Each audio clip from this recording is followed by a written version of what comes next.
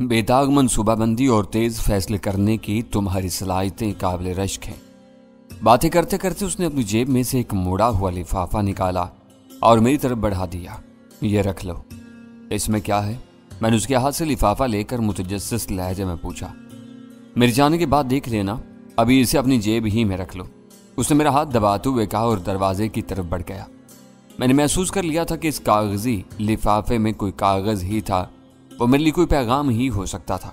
मैंने रवा रवी में लिफाफा अपनी जेब में डाल लिया। जलाल के बरामदे में उतरते ही सरकारी नंबर प्लेट वाली गाड़ी पोर्च में रिंग आई। जलाल हम दोनों से हाथ मिलाकर गाड़ी में सवार हुआ और वहां से रवाना हो गया। खोलकर तो देखो लिफाफे में क्या है। तखलिया हो जाने पर वीरा ने मुझे उकसाया। तुम्हारे रिश्ते का पैगाम भी हो सकता है। मैं देख रहा था कि आज जलाल की नजरों में तुम्हारे लिए कोई अजीब सी बात थी। उसने एक जानदार कहका लगाया, जैसे मेरे तबसरे से माजूज हुई हो, फिर बोली, तुम वाकई औकाब की सी निगाहें रखते हो। मैंने जानबूझकर उसे थोड़ी सी राह दी थी। अब वो मुझसे बेतकल्लुफ होना चाह रहा है, मगर मैं उससे खिंच गई हूं। मुझे मालूम है कि वो अंदर ही अंदर तड़प रहा होगा। हम दोनों ड्राइंग रूम में आ बैठे। नए मौजू में इन हिमाक के बायस लिफाफे का मामला महव हो गया था। जब तुम्हें इससे मरासिम नहीं बढ़ाने थे तो उसे राह क्यों दी थी?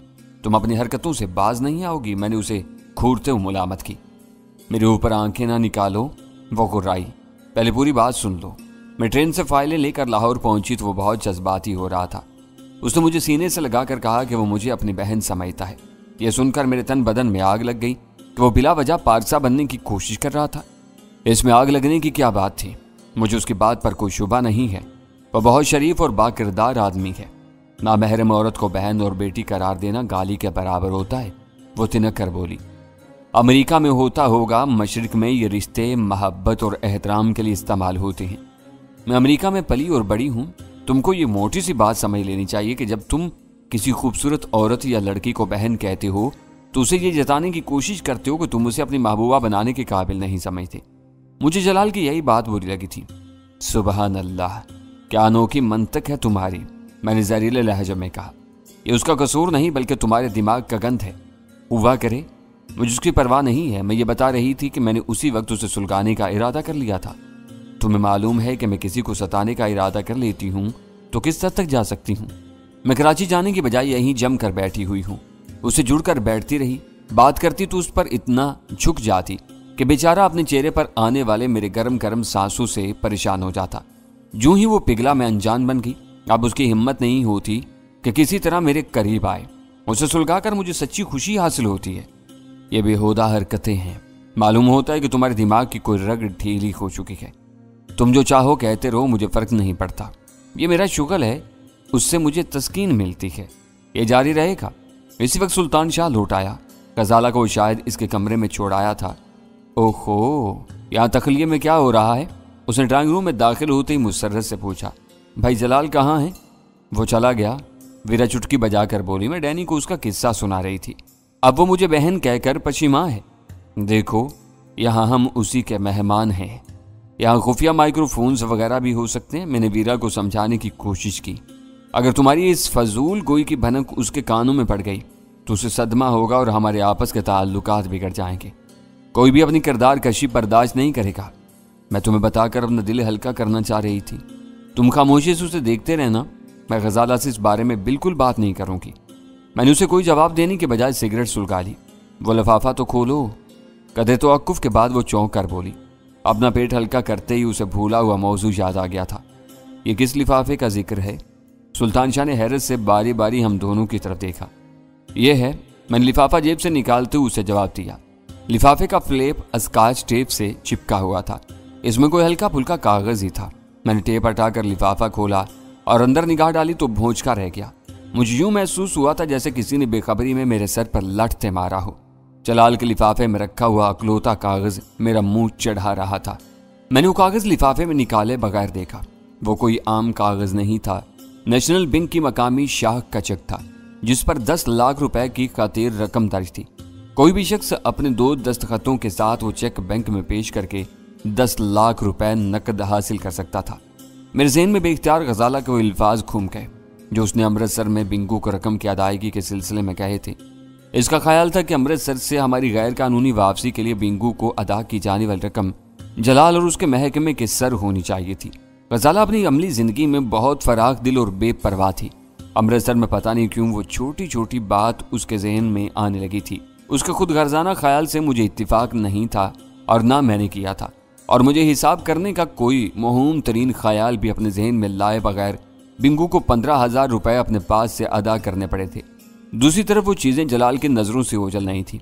उसे मालूम था कि हम IB की किसी माली आनत के बगैर कौमी मकासद में उसके महकमे की आनत कर रहे थे और इस मद में होने वाले तमाम अखराजात खुद बर्दाश्त कर रहे थे। उसने शायद भारत के सफ़र में होने वाले हमारे भारी अखराजात और खिदमात के सिले में खतीर रकम का वो चेक मुझे दिया था, मगर मुझे यूं महसूस हुआ जैसे उसने मेरे मुंह पर थप्पड़ दे मारा हो। मैं अपने दिल की गहराइयों से सच्चा पाकिस्तानी था। मेरे पास जो कुछ भी था इसी मुल्क के तुफैल था। अगर मैं इस मुल्क की बका और सलामती के तहफ़्फ़ुज़ के लिए अपनी सारी जमा पूंजी के साथ अपनी जान भी दाव पर लगा देता तो अपनी ज़मीन और मिट्टी का कर्ज अदा नहीं कर सकता था। वो सरासर मेरा और मेरे वतन का मामला था। जलाल या किसी और को इसकी कीमत लगाने का कोई हक हासिल नहीं था। वतन से मोहब्बत का वो सबक मैंने अपना बहुत कुछ खो देने के बाद सीखा था। मेरे बाप की सारी उम्र गुर्बत की चक्की में पिसते हुए गुजर गई, लेकिन अपने बाप के मरने के बाद बहुत से रिश्तेदारों ने भी मुझसे मुंह मोड़ लिया और मैंने लाहौर को अपना घर बना लिया। वहां भी बहुत कुछ खोने के बाद मैंने कराची का रुख करने का फैसला किया। कराची मेरे लिए अजनबी शहर था, लेकिन इस शहर ने शी के जरिए मुझे हाथों हाथ लिया। बज़ाहिर शी मंशियात के इंसदाद के लिए काम कर रही थी। इसका सरगना जिमी लाइड था जो वीरा का बिन ब्याह बाप भी था।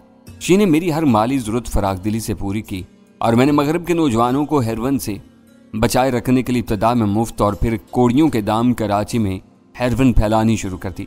इस वक्त मैं अच्छे और बुरे की तमीज़ खोकर सिर्फ दौलत हासिल करने का ख्वाहिशमंद था, क्योंकि इसी की महरूमी के सबब मेरी माँ मेरा बाप कबल अज वक्त मनो मिट्टी तले चा सोए थे। मगर जब मैंने अपनी आंखों से हेरोइन की होलनाक तबाहकारियाँ देखी तो मेरा रुआ रुआ कांप उठा। वो मेरी जिंदगी का अहम तरीन मोड़ था जहाँ से मेरी काया पलट गई थी। मैंने शी और इसके मफादात के खिलाफ तने तनहा एक खुफिया जंग शुरू कर दी, जो बढ़ते बढ़ते एक खुली लड़ाई में बदल गई। मेरे इरादे नेक थे, इसलिए मुकद्दर मेरी यावरी करता रहा।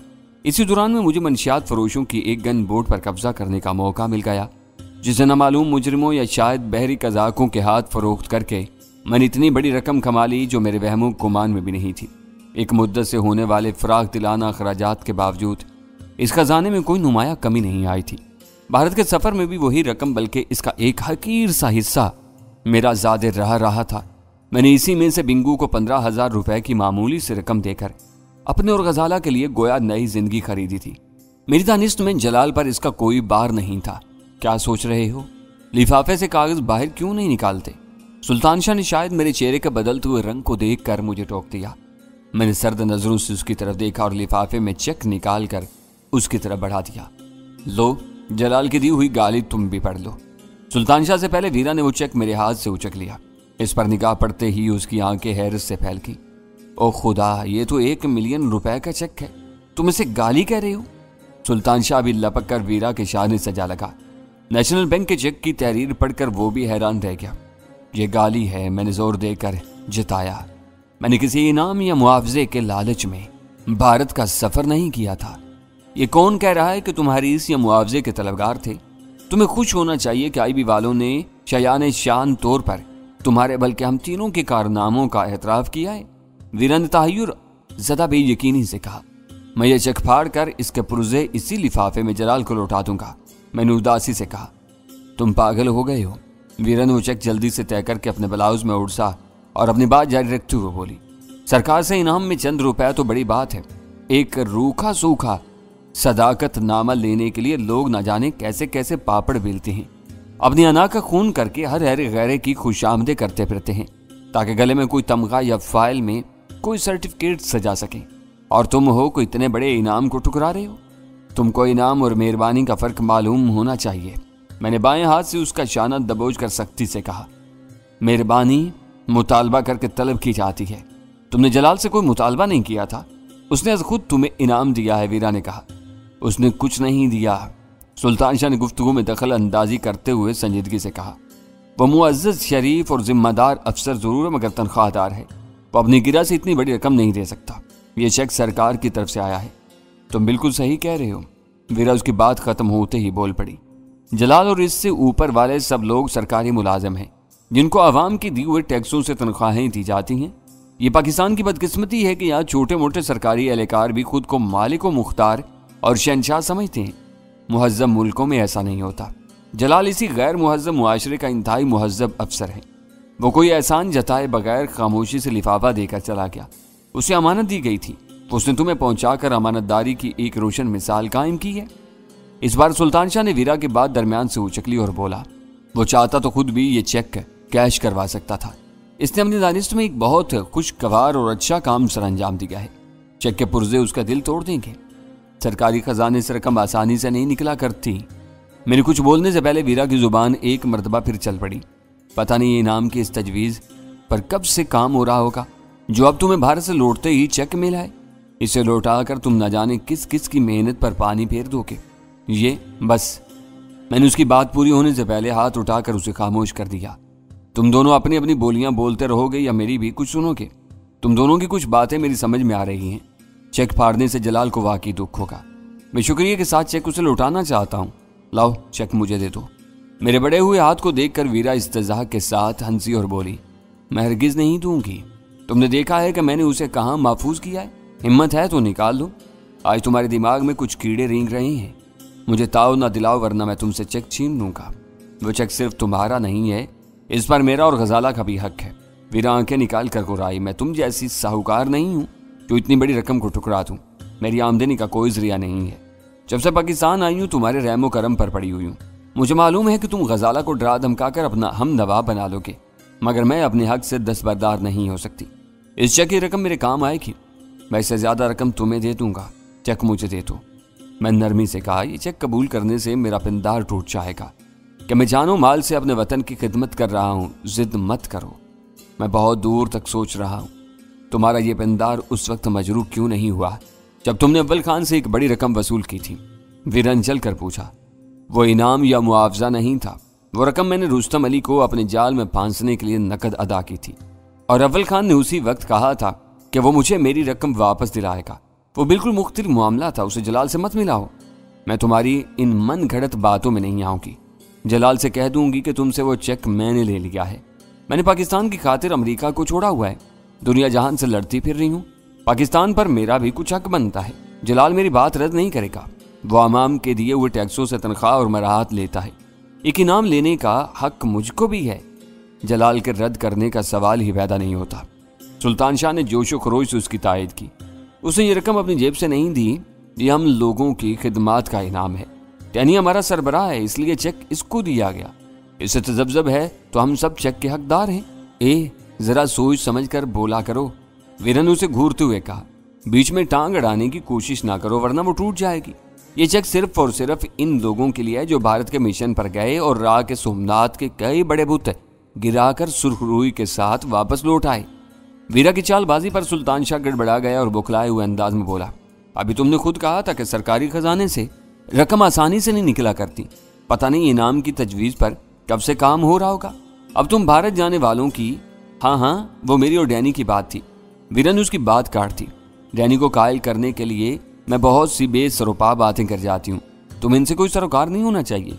10 लाख के इनाम पर अब तुम्हारी राल टपक रही है। सुल्तान शाह की तबीयत में लालच नाम को नहीं था। बात कुछ ऐसे रुख पर चली गई कि वो रवानी में सबका जिक्र कर बैठा जिसका जवाज खुद वीरा ने ही फराम किया था। वीरा की कलाबाजी और फिर इल्जाम तराशी पर सुल्तान शाह की खोपड़ी सनक गई और वो भन्ना कर बोला, 10 लाख तो क्या, मैं 10 करोड़ पर भी पेशाब नहीं करता। मैं वीरा ने उसे मजीद बोलने का मौका नहीं दिया और सुलगाने वाले अंदाज में बोली, करोगे कैसे? तुम्हारा तो मसाना ही खराब है। लानत है तुम पर और तुम्हारी हमायत करने वाले पर। सुल्तान शाह पैर पटक कर दबी दबी आवाज में तकरीबन चीख पड़ा। उसने बेसाख्ता अपने दोनों कान मरोड़ते हुए अपनी बात जारी रखी, मुझसे खता हुई जो मैंने डैनी के बजाय तुम्हारा साथ दिया। वीरा के बेरहमाना तबसरे से सुल्तान शाह का दिल ऐसा खराब हुआ कि वो फिर वहां नहीं रुका।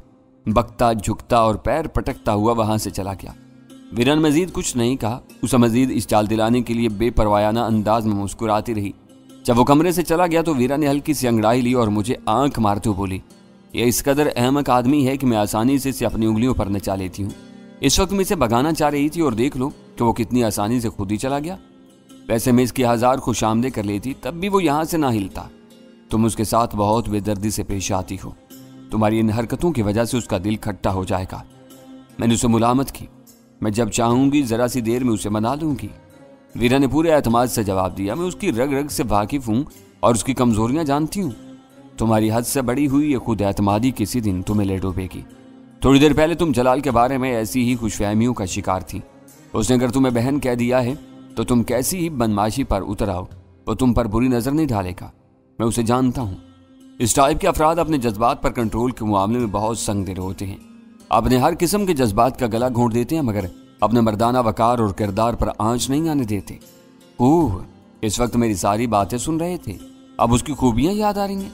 सुल्तान शाह के लौटाने की वजह से मैं खामोश होने पर मजबूर हो गया था, वरना तुम्हें खरी खरी सुनाने का इरादा कर चुका था। मैंने तलखी से कहा, वो इतना अजीम आदमी है तो तुम उसका चेक लौटाने पर क्यों मुसर थे? वीरा ने पूछा। दो अलग अलग बातों को मिलाने की कोशिश न करो। लाओ चेक मुझे दे दो। उसने अपने सर को नफी में जुम्बिश देते हुए अपनी शोख निगाहें मेरे चेहरे पर मरकूज कर दी। तुम्हें मालूम है कि मैंने चेक कहाँ रखा है? नरमी और मोहब्बत से इसे निकाल लो, मैं कोई एतराज नहीं करूंगी। धीमे और मखमूर लहजे में बोलते बोलते यकायक उसकी आवाज सरगोशियाना हो गई। मैं तुम्हारी तलब में अंदर से फुनकी जा रही हूँ। ओह, इस बार मेरे तंज की बारी थी। मैंने कहा तो यूं कहो कि तुम्हारे दिमाग में गर्मी चढ़ी हुई है। जलाल तुम्हारे लाचारों में कहीं चिपका हुआ है, इसीलिए वो तुम्हें अपने ऊपर रिझता नजर आ रहा है। इस वक्त तुमने मुझे ब्लाउज से दूसरी मर्तबा चेक निकालने की दावत दी है। अब ज्यादा ना बोलो। वो बुरा सा मुंह बनाकर बोली। मुझसे पहले तुमने उसकी नजरों में अजीब सी बात का जिक्र छेड़ा था।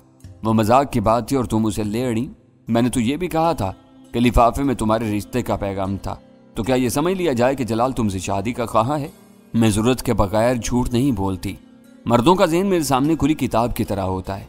उसने मुदाफाना लहजा में कहा। बात सिर्फ इतनी सी है कि तुमने भारत से ग्रीन कोबरा फाइल और दूसरे कागजात वहां से लाहौर पहुंचाकर इतना अहम काम सरअंजाम दिया है कि वो तुम्हारा आज से ज्यादा एहतराम करने लगा है, और मुझे यही बात अजीब महसूस हुई थी। यह किस्सा खत्म हो चुका है, इस पर बहस में मेरा वक्त बर्बाद मत करो। वो अपनी जगह छोड़कर अचानक मेरे करीब आ बैठी और मेरा हाथ अपने गुदाज हाथ में थाम कर मुल्तजी आवाज में बोली, तुम मुझे बहुत तरसाते हो। मैं कुछ वक्त तुम्हारे साथ गुजारना चाहती हूँ।